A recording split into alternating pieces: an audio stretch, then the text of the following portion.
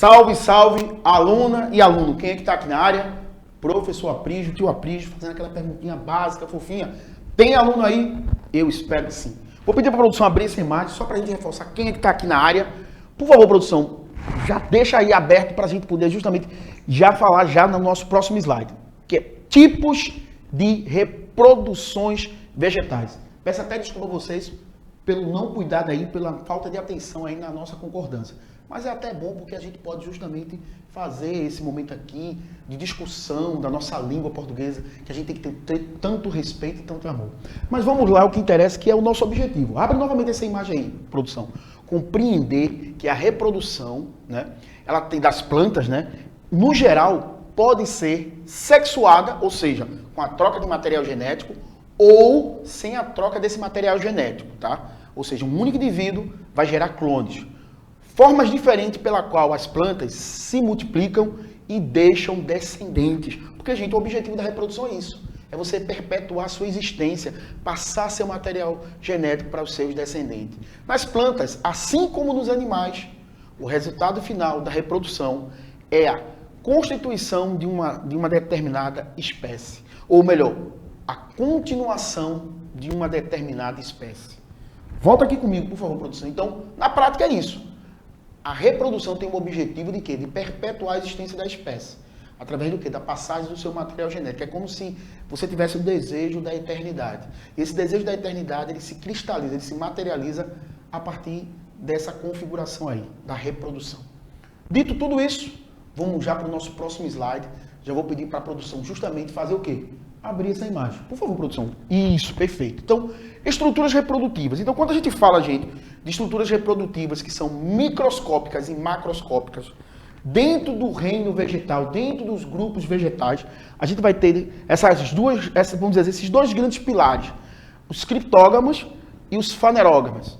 As plantas que são chamadas de criptógamas são aquelas que vão ter as suas estruturas, né, reprodutivas microscópicas, tá? São chamados dos vegetais intermediários. Guarda essa informação que é importantíssima. Por favor, não deixe de esquecer. Então, quando eu falo de criptógamas, o próprio nome, cripto, é como se tivesse escondidinho esse sistema reprodutor, essas estruturas reprodutivas ficassem escondidas, não ficasse visível. E aí, abre essa imagem novamente. Quem temos como representante? As briófitas e as pteridófitas, tá? Briófitas são também chamadas de plantas avasculares, atraqueófitas, não tem vasos condutores. Mas não se preocupe, a gente vai aprofundar isso no decorrer de outras aulas, de outros momentos pedagógicos que a gente vai ter. E temos como representante os musgos e as hepáticas. Já as pteridófitas, as samambaias e as avencas. Quando a gente agora vai justamente trazer luz para as fanerógamas, que são aquelas que têm um sistema reprodutor visível, que não está mais guardadinho, a gente consegue perceber claramente, as suas estruturas reprodutivas saltam aos olhos. E aí a gente tem as gimnospermas e as angiospermas, que são conhecidas também como espermofitas. São plantas que têm o quê? Sementes, tá? Então fica essa informação e a gente vai aprofundando mais sobre isso, tá? Então temos exemplo ali do pinheiro do Pará, ou melhor, pinheiro do Paraná, e temos também um exemplo das angiospermas, tá? É aquelas plantas que produzem flores verdadeiras e tem fruto, tá? Qualquer planta que produz fruto. E também a gente pode ressaltar aqui a presença de flores verdadeiras. A gente pode até depois fazer uma discussão se as gimnospermas têm ou não flores, mas aí a gente pode deixar para um outro momento. Não vamos dar spoiler agora não, tá? Alguns autores até aceitam essa possibilidade. Então, mangueiras, cajueiros, laranjeira e abacateiro. Dito tudo isso nesse primeiro momento, já guarda essas informações porque são relevantes. Para quê, gente? Para que você possa sair do reino da necessidade para o reino da liberdade. Para que você possa criar um ambiente de emancipação crítica ao avaliar uma temática que é tão relevante, que é a reprodução dos vegetais. E a gente faz uma associação, gente, em especial com a reprodução dos animais. Tem as suas diferenças, mas também tem as suas semelhanças. Não deixa de guardar isso. Tem diferença? Tem, mas também tem muitas semelhanças. Então, vamos para o nosso próximo slide. Já vou pedir para a produção. Isso, já deixa essa imagem aí. Ciclo haplodiplobionte. Aí você pode estar se perguntando, peraí, o que nada é isso? Haplodiplobionte. Volta aqui comigo. Quando a gente fala de uma estrutura chamada de cromossomos, vou fazer para ficar mais palatável. Imagina todo o teu patrimônio genético. Quem faz ser quem você é? O que faz uma planta ser planta? O que faz um vegetal ser um vegetal tem a ver com o seu material genético. Quando eu falo desse ciclo haplodiprobionte, tem a ver com as células que são reprodutivas e as células que não são reprodutivas. As células que são conhecidas como gameta e as células que não são chamadas de gameta. Mas no caso dos vegetais, tem uma coisa que é interessante. Ele tem o que a gente chama de metagênese. Ele tem alternância de gerações. Gerações que vão ser haploides e gerações que não vão ser haploides. Gerações que vão ser do tipo que a gente justamente vai dizer que tem haploidia e gerações que vão ter diploidia. Fica essa dica, fica essa informação, não se preocupa, com certeza. Tudo isso que a gente está falando, existe um ambiente favorável para você fortalecer esse saber a partir de quem? Do grande curador, do grande cuidador do teu saber. Faz as anotações que são necessárias, não deixa de registrar isso e faz esse questionamento para esse sujeito que tem uma importância singular para a tua formação. Que é quem? O teu professor. Então esse ambiente, gente, é um ambiente de inquietação. Para que você seja um grande questionador, para o quê? Para aumentar teu repertório intelectual, o teu arsenal de questionamento, para que você seja cada dia uma pessoa melhor. Então, o que quer dizer com isso aí, gente? Esse ciclo haplodiplobionte ou metagênese. Então, é nada mais nada menos do que essa alternância de gerações. E aí eu destacaria para vocês uma fase que a gente chama de gametófito. O gametófito já está dizendo para a formação de gametas. Mas vê que coisa interessante. Volta aqui comigo, por favor, geração. Desculpa. Por favor, volta aqui comigo e presta atenção no que eu vou dizer para vocês. Vê só. Quando eu falo aqui dessa geração que a gente chama de gametófito, ou a geração que ela é haploide, presta atenção. Ela se forma, o gameta, a partir de mitose. Isso vai acontecer nos grupos vegetais. Gameta se formar por mitose. Se fosse no reino animal, os gametas se formariam por meiose. Vou repetir novamente. É isso que vocês estão ouvindo. Quando eu falo de vegetais, a formação de gametas é por mitose. Já se fosse no reino animal, a formação de gametas seria por meiose. Essa dica é importante. Com certeza, futuramente você vai ser cobrado nos grandes concursos e nos grandes vestibulares da vida. E aqui, ó, formou quem? Gametas. Um gameta que ele é o quê? Haploide, que faz jus ao nome, haploide. E aí ó, ocorreu a fecundação, porque a gente vai ter um encontro do gameta masculino e o gameta feminino. Já já a gente vai falar como é chamado o gameta masculino nos vegetais e como é chamado o gameta feminino, que é um pouquinho diferente em relação aos animais. Então, é outra informação que é muito, mas muito relevante. E aí ocorreu a fecundação, ou seja, um encontro do gameta masculino com o gameta feminino, formou o quê? O zigoto, a célula ovo, e daí se forma depois uma outra estrutura que a gente quer chamar a atenção de vocês. Abre essa imagem novamente em produção. Logo abaixo vocês estão vendo uma coisa chamada de esporófito. O esporófito ele vai ter a sua carga cromossômica completa, 2 Ns. E para se formar esporos, a partir dos esporófitos, ocorre isso por meiose. Volta aqui comigo, produção. Então guarda isso, gente, por favor. Se possível, faça até uma dermopigmentação no seu corpo. Faça uma tatuagem falando sobre isso. Então, toda vez que for formar, quando eu falo de grupos vegetais, a fase que a gente chama de haplobionte, ou essa geração, que ela é essa alternância de gerações ou metagênese, vai ter uma fase que ela é haploide e uma fase que é diploide. Uma fase que vai ter por formação dos gametas por mitose e formação de esporos por meiose. Então guarda essa informação, porque é importantíssimo. E aí, formou-se os esporos na fase que a gente chama de esporófito. E forma-se gameta na fase que a gente chama de gametófito. Para a gente não perder tempo, vamos já para o próximo slide. E aí, a gente vai falar agora, mais uma vez, só dar uma reforçada sobre essas características. Qual é a fase que é gametófita e a fase que é esporófita? Tudo isso tem a ver com esse grande levantamento que a gente está fazendo com relação à reprodução, esse grande construto de ideia que diz respeito à reprodução vegetal. E aí, abre essa imagem aí. Os grupos vegetais, gente, e aqui, repetindo para vocês que a gente vai ter aulas que vão aprofundar mais sobre isso, a gente tem as briófitas, as pteridófitas, as gimnospermas e angiospermas. Eu não vou entrar em detalhe em cada um desses grupos, mas eu posso já adiantar para vocês que as duas primeiras a gente chama de grupos vegetais mais primitivos.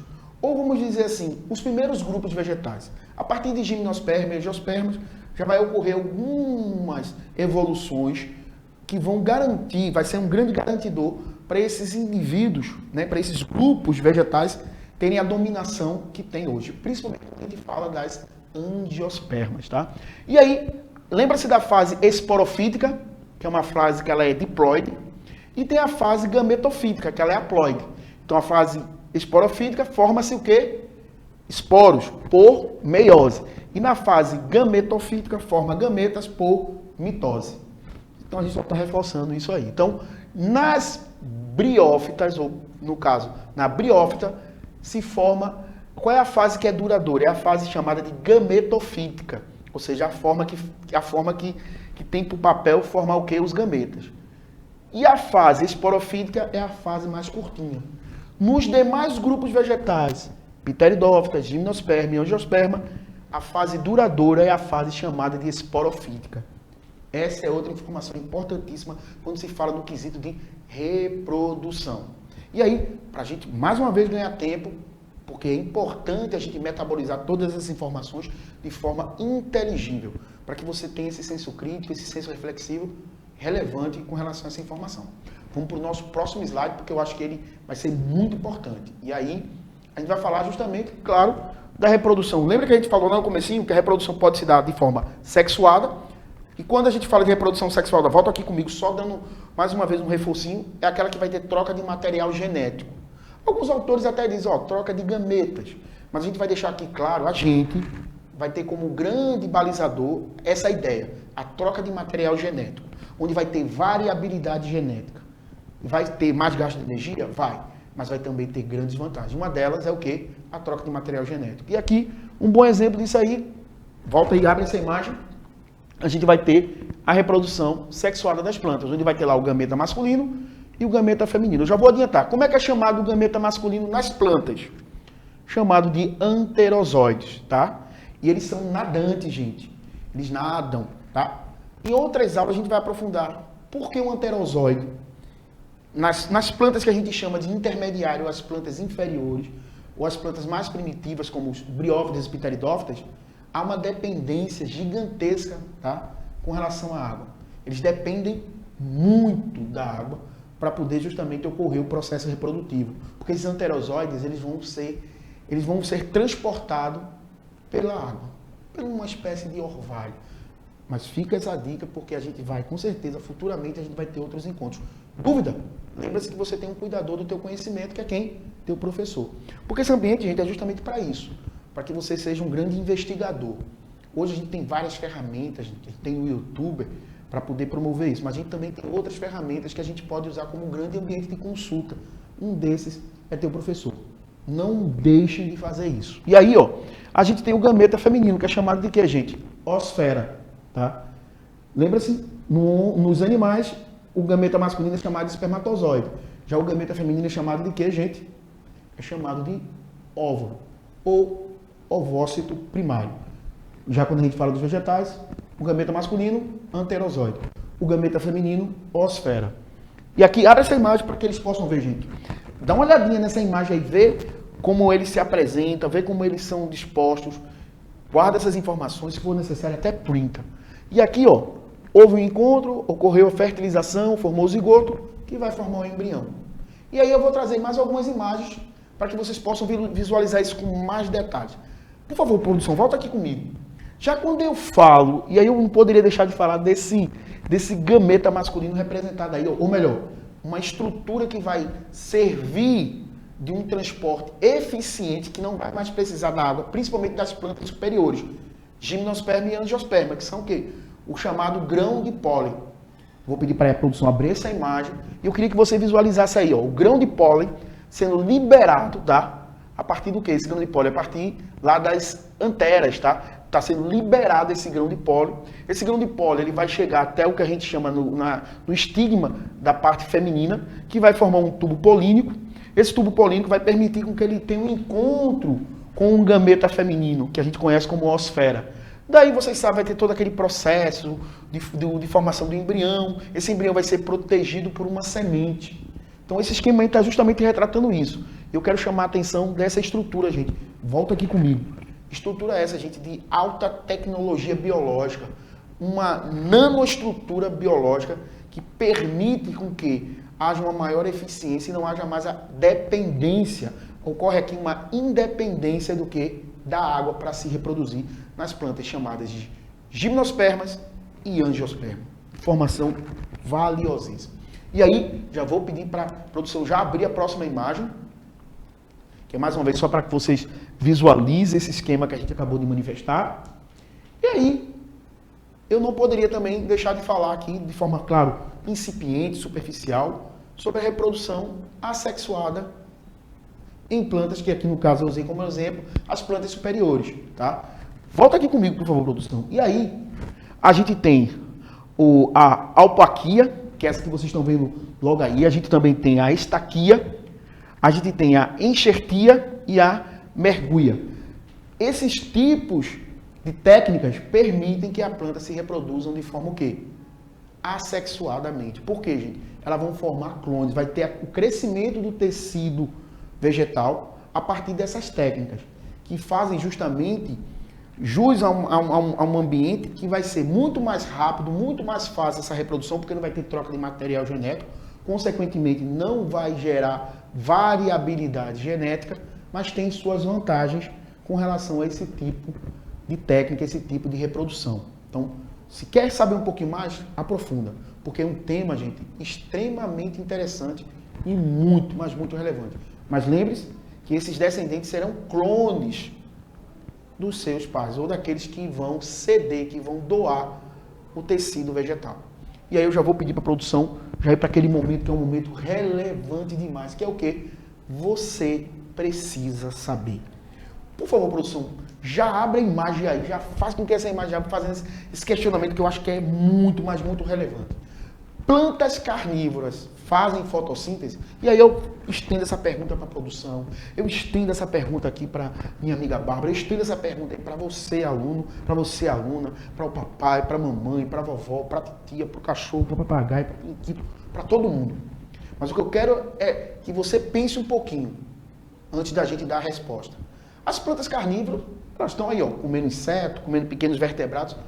Então, por essa razão, elas não precisam de fotossíntese. E a gente vai perceber que não é bem assim.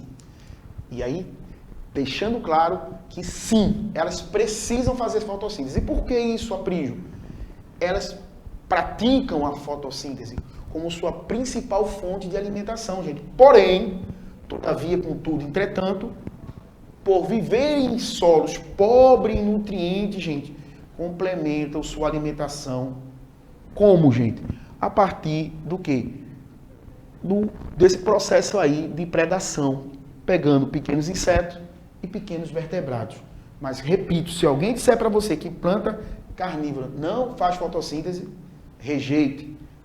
A verdade é que sim, elas fazem fotossíntese, até porque elas recrutam a maioria dos seus nutrientes como fazendo fotossíntese.